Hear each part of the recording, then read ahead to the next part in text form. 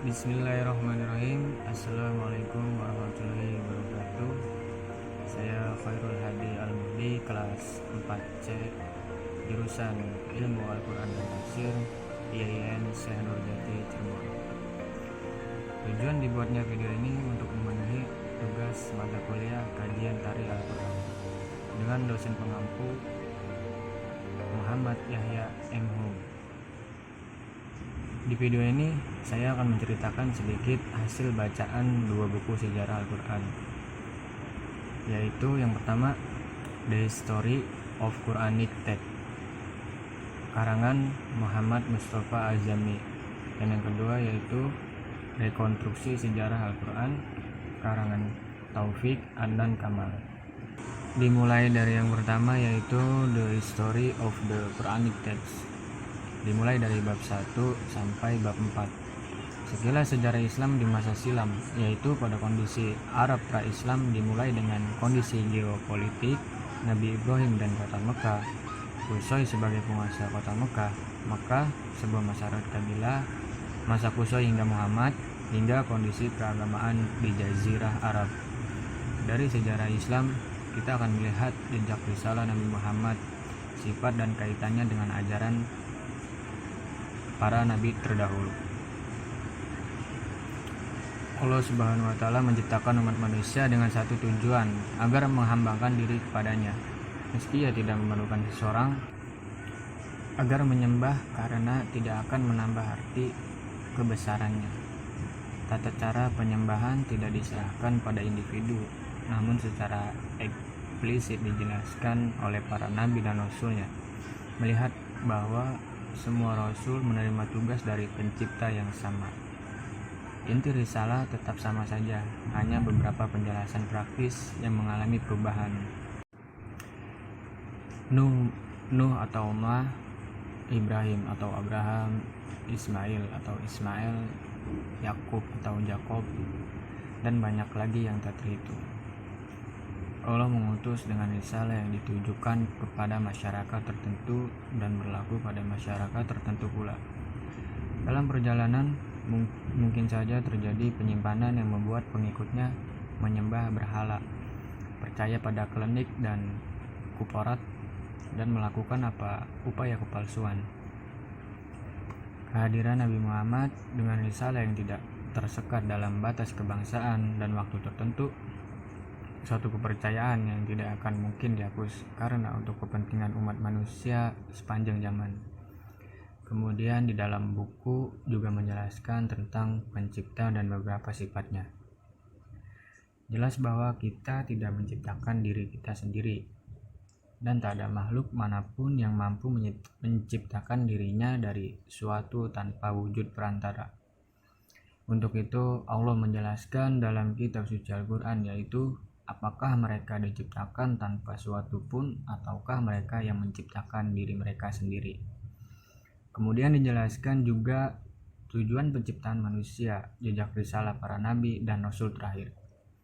Kemudian setelah mempelajari sejarah Islam dan Al-Quran, selanjutnya dijelaskan pengajaran Al-Quran. Ayat pertama yang diwahyukan kepada Nabi Muhammad adalah, "Bacalah atas nama Tuhanmu yang telah menciptakan." Dari ayat tersebut dapat diartikan bahwa tak ada bukti bahwa Nabi Muhammad pernah belajar seni menulis, dan umumnya orang sepakat bahwa ia buta huruf sepanjang hayat. Sepotong ayat di atas memberi isyarat bukan tentang persoalan buta huruf, melainkan pentingnya pendidikan yang sehat bagi masyarakat di masa mendatang. Nabi Muhammad mencurahkan segala upaya yang mungkin dapat dilakukan dalam pengembangan pendidikan, manfaat serta imbalan para pelajar, dan juga sanksi hukum bagi pengekang ilmu pengetahuan. Abu Hurairah melaporkan bahwa Nabi Muhammad pernah berkata, "Siapa yang memilih jalan pencarian ilmu pengetahuan, Allah akan membuka baginya jalan menuju surga." Di buku itu dijelaskan pula hadiah belajar dan mengajar Al-Quran. Kita akan meresapi secara mendalam bagaimana Nabi Muhammad berhasil dalam mencapai tujuan pengajaran Al-Quran kepada umat Islam. Ini akan dapat terungkap dengan baik sekiranya kita membagi bahasan ke dalam situasi di zaman Mekah dan Madinah. Selanjutnya saya akan menjelaskan sedikit isi dari rekonstruksi sejarah Al-Quran bagian pertama, yaitu asal-usul pewahyuan Al-Quran. Bagian ini mengungkapkan asal-usul dan pewahyuan Al-Quran yang dituangkan ke dalam 3 bab. Bab pertama mencoba meletakkan Al-Quran dalam latar kesejarahannya, baik dalam konteks situasi sosiopolitik serta religius Arabia menjelang dan pada saat pewahyuan Al-Quran. Upaya kedua, imperium adikuasa itu dalam rangka memperoleh kontrol politik atas Jazirah Arabia biasanya dilakukan secara tidak langsung, seperti dengan jalan mendukung penguasa-penguasa kecil di perbatasan kawasan tersebut. Kontrol politik Persia atas sejumlah kota kecil di pesisir timur dan selatan Arabia misalnya diperoleh dengan mendukung kelompok-kelompok politik pro Persia di daerah-daerah tersebut. Suatu insiden yang terjadi di Mekah sekitar 590 biasanya dikaitkan dengan nama Utsman bin Al-Huwairis, dapat dilihat sebagai upaya Bizantium untuk memperoleh kontrol dalam kehidupan di Jazirah Arabia. Pada umumnya, seseorang akan berupaya menghindari, mencelakai, atau membunuh orang lain. Jika orang tersebut berasal dari suatu suku kuat, yang pasti akan menuntut balas atasnya. Menurut prinsip lex talionis, bukanlah hal yang mutlak bahwa si pembunuh yang mesti dieksekusi dalam balas dendam, tetapi siapa saja dari suku atau klan si pembunuh yang berstatus sama dengan korban pada suatu kesempatan di masa pra-Islam. Seorang kepala suku dibunuh dan seorang anak muda yang berasal dari suku si pembunuh dibantai dalam rangka balas dendam. Tetapi suku yang menuntut balas belum merasa puas karena memandang nyawa anak muda itu tidak lebih berharga dari tali sepatu kepala suku terbunuh. Akibatnya pecah peperangan sengit antar suku yang banyak menumpahkan darah. Semangat kesukuan di kalangan orang-orang Arab pra-Islam memang tidak sebanding dengan konsep nasionalisme seperti dipahami dewasa ini, karena dasar keterikatan mereka adalah kepada suku atau kaum. Walaupun demikian, terdapat adat istiadat yang diterima secara luas dan lazimnya dikenal sebagai muruah atau kebijakan-kebijakan utama. Muruah antara lain terdiri dari keberanian, kedermawanan, memegang janji, maupun dalam konteks kehidupan Nabi Muhammad sendiri. Bab kedua berupaya menelusuri asal-usul Al-Quran dari gagasan kitab suci tersebut dan gagasan-gagasan lain yang berupaya memberi gambaran mengenainya. Pembicaraan tentang asal-usul Al-Quran akan mengarah pada diskusi tentang hubungan wahyu ilahi dan Nabi. Selanjutnya saya akan menjelaskan sedikit isi dari buku Rekonstruksi Al-Quran bagian pertama ya. Bab kedua berupaya menelusuri asal-usul Al-Quran dari gagasan kitab suci tersebut dan gagasan-gagasan lain yang berupaya memberi gambaran mengenainya. Pembicaraan tentang asal-usul Al-Quran akan mengarah pada diskusi tentang hubungan wahyu ilahi dan Nabi. Sementara pewahyuan bagian-bagian Al-Quran yang menelaah secara kronologis sekuensi pewahyuannya menurut berbagai sudut pandang akan dikemukakan dalam bab 3. Dalam bab lalu telah dijelaskan bahwa unit-unit wahyu Al-Quran yang kemudian membentuk kitab suci kaum muslimin